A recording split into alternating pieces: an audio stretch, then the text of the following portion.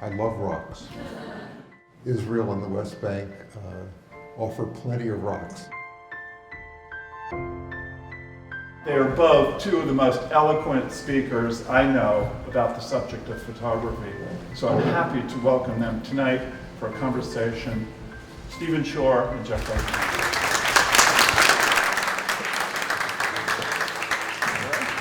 Okay, are we on? I think we are. Thanks, Brian. Can we just talk about the way the book is put together? It's a journey from north to south. It's in three sections. One is from the Galilee to Gaza. The second section is Jerusalem, and the third section is Ramallah to Eilat. And in that third section, for me, the book takes a very serious turn where we first go into Hebron, where the conflict becomes very visible, and then into the desert, which I found just an amazing landscape and a very powerful landscape. One of the things I found interesting about this project was that it was a much more charged subject matter than I've dealt with in the past. This was new for me.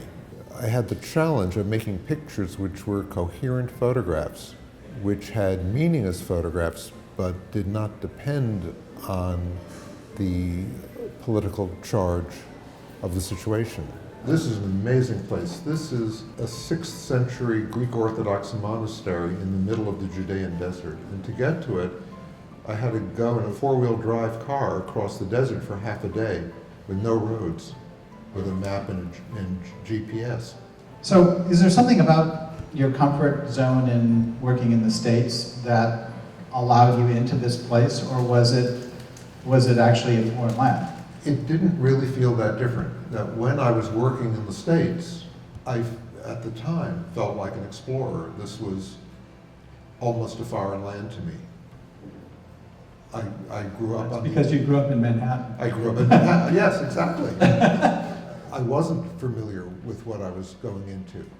And so in each case, it's trying to come to terms with what's essential about a place that's visually accessible and sifting through that. In my past work, I've gone through periods where I've really focused on the everyday world. And I think I continued that to some extent in my project in Israel and the West Bank. When I read about this place in the paper, what I read about mostly is the conflict. But life there includes the conflict, but is far more than the conflict. And that's one of the things I wanted to reflect in this book. This is an Arab home in a village called Abu Ghash. So this is not in the West Bank, this is an Arab village in Israel. Uh-huh.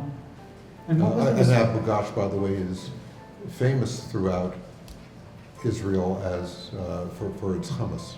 You know Stephen's pictures of the U.S., you will realize that food plays a pretty big role in Stephen's daily experience.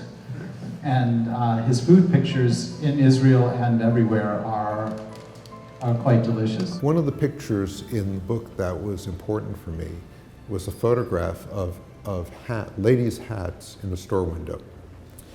And I realized as I was taking it that if I had looked at that store window or had been shown that photograph that I was making a couple of years ago, I would have thought that it was a kind of retro picture. The hats are kind of dowdy, maybe 1940s looking hats. The window has peeling paint along the edges. There are cracks in the sidewalk. And that's how I would have interpreted it. But having had, by the time I took it, an experience living in Jerusalem, I understood that these were particular hats worn by one group of ultra-Orthodox women. And so what I took from that was that the picture had a subtext and a meaning that was not readily apparent. I realized that a lot of the pictures, if not all of them, had a subtext. What is the role of the camera in our society? What is it going to be? What is it good for? So what is it good for? You can only ask a teacher that.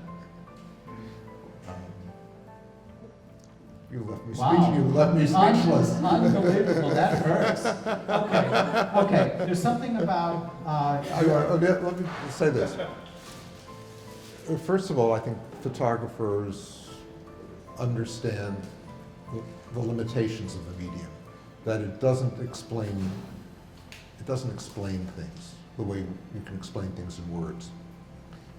It describes, and I think some people just feel like there are things in the world that mean something to them visually, that there's a resonance that can't be put into words, or that they don't have the facility to put into words. It's just not how their minds work. But recognize this connection, this important visceral visual connection